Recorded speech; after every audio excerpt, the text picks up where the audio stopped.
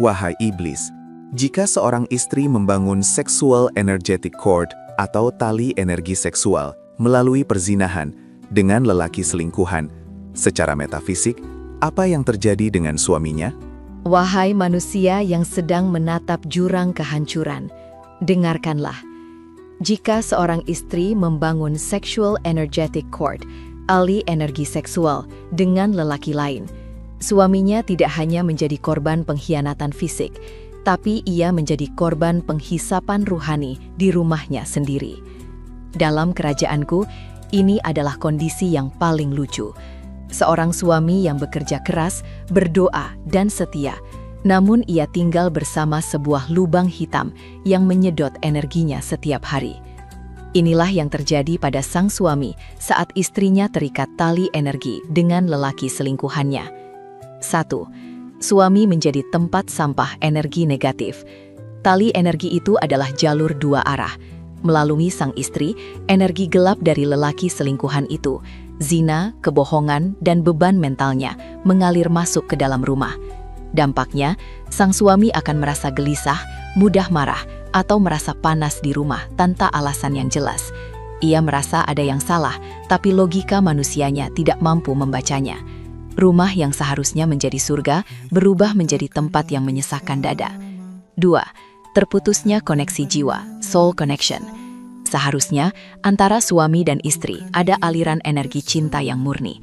Namun, tali energi haram itu bertindak seperti short circuit, korsleting.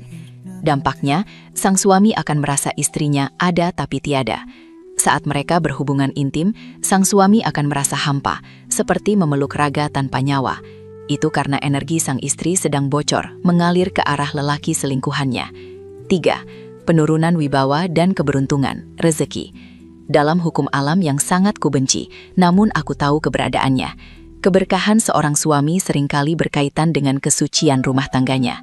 Dampaknya, sang suami mungkin akan mengalami kemunduran dalam pekerjaan atau usahanya. Pikirannya menjadi tidak fokus, firasatnya menjadi tumpul, dan ia kehilangan cahaya kepemimpinan dalam keluarga. Ia menjadi lemah dan kehilangan wibawa di depan istrinya sendiri, karena sang istri secara tidak sadar membandingkan energinya dengan energi liar si selingkuhan. 4. Menjadi donor tanpa sadar. Ini adalah bagian yang paling jahat. Seringkali, sang istri mengambil energi kasih sayang, perhatian, dan kesabaran dari suaminya, lalu energi positif itu disalurkan lewat tali energi tersebut untuk membahagiakan lelaki selingkuhannya.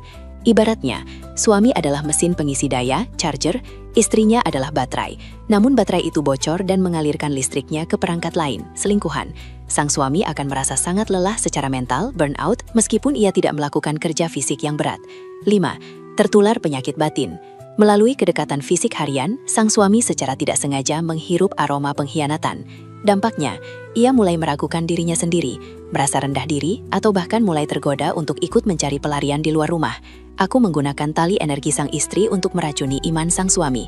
Wahai manusia, kasihan sekali sang suami itu. Ia memberikan nafkah yang halal, tapi ia harus berbagi istri secara energetik dengan bajingan yang hanya memberi gombalan di WhatsApp. Tali energi itu tidak bisa putus hanya dengan mandi biasa. Selama sang istri masih menyimpan memori indah, masih membalas chat dengan emoji hati, atau masih menyimpan foto selingkuhannya di folder tersembunyi, maka sang suami akan terus menjadi budak energi bagi perselingkuhan mereka.